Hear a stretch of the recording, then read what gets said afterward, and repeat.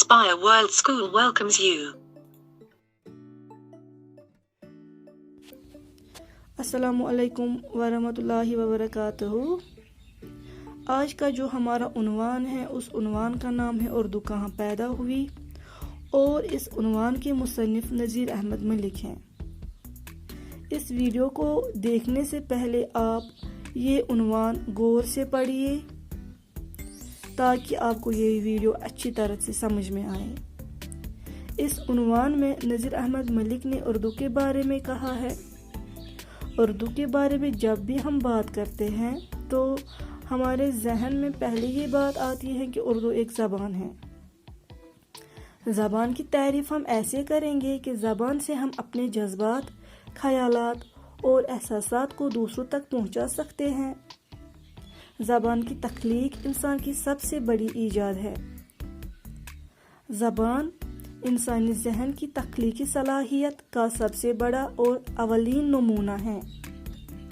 ये सबक उर्दू की इब्तिदा और मुख्तलिफ नज़रियात के मुतलिक है, जिसमें हमने उर्दू ज़बान की इर्तिका के साथ साथ इसकी इब्तिदाई शक्ल के बारे में बात करनी है। इस मज़मून में बरसगीर को ज़बानों का अजाइब खाना इसलिए कहा गया है क्योंकि यहाँ लातदाद छोटी बड़ी ज़बानें बोली जाती हैं जो ज़बानों के कई ख़ानदानों से ताल्लुक़ रखती हैं। इसमें कदीम तरीन ज़बानें भी हैं और जदीद तरीन ज़बानें भी।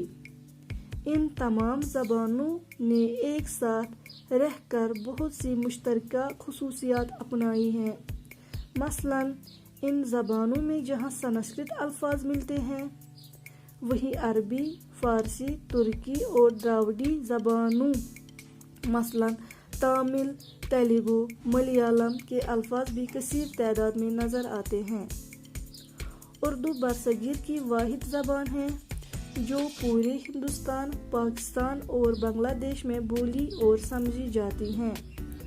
अब ये ज़बान इन मुल्कों की सरहदों को पार करके अफ़गानिस्तान, चीन, जापान, अरब और अमेरिका व यूरोप के कई ममालिक तक पहुंच गई हैं। इस वजह से उर्दू का अब एक बैनुल अक़वामी किरदार है। इस सबक में लिसानी खुसूसियात का अल्फाज भी इस्तेमाल किया गया है। लिसानी खुसूसियात से मुराद वो खुसूसियात हैं जो अपनी अहमियत और अपनी पहचान रखती हो। हर ज़बान की अपनी लिसानियत खुसूसियात होती हैं। मखलूत ज़बान उस ज़बान को कहते हैं जिसमें कई ज़बानों के अल्फाज शामिल हो गए हो। हर ज़बान मखलूत होती हैं, लेकिन कोई ज़बान ज़्यादा मखलूत होती हैं, कोई ज़बान कम मखलूत होती हैं। उर्दू और कश्मीरी दोनों मखलूत ज़बानें हैं। दोनों में अरबी, फ़ारसी और संस्कृत के बेशुमार अल्फाज शामिल हो गए हैं। उर्दू बजाय खुद एक तुर्की लफ्ज़ है जिसके माने लश्कर के हैं। लश्कर फ़ौज को कहते हैं। फ़ौज में चूँकि मुख्तलिफ कौमों और नस्लों के लोग एक साथ जमा होते हैं, इसलिए इसी नस्बत से इस ज़बान को उर्दू का नाम दिया गया है। इस मज़मून में जदीद हिंद आर्याई का इस्तेमाल है। आप ये तो जानते ही होंगे कि आर्या बाहर से हिंदुस्तान आए। इनकी ज़बान यहाँ आहिस्ता आहिस्ता फैलती और तरक्की करती गई। इससे कई ज़बानों ने जन्म लिया। इन ज़बानों को 3 दौरों में तकसीम किया गया है: कदीम हिंद आर्याई, वस्ती हिंद आर्याई और जदीद हिंद आर्याई। पंजाबी, सिंध, मराठी, उर्दू वगैरह जदीद हिंद आर्याई ज़बानें हैं।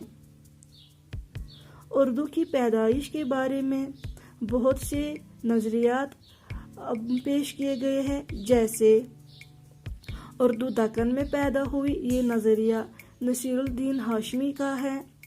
اردو سندھ میں پیدا ہوئی، یہ خیال سید سلیمان ندوی نے پیش کیا۔ اردو پنجاب میں پیدا ہوئی، یہ نظریہ حافظ محمود خان شیرانی نے پیدا کیا۔ اردو برج بھاشا سے نکلی ہے، یہ نظریہ محمد حسین آزاد کا ہے۔ لسانیات ایک ایسا علم ہے جس میں زبان کی ساخت کا سائنسی مطالعہ کیا جاتا ہے۔ آپ کے اس مضمون میں ایک جگہ تاریخی لسانیات آیا ہے۔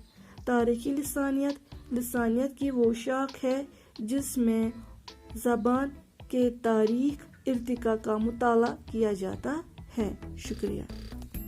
Subscribe to our channel and press the bell icon.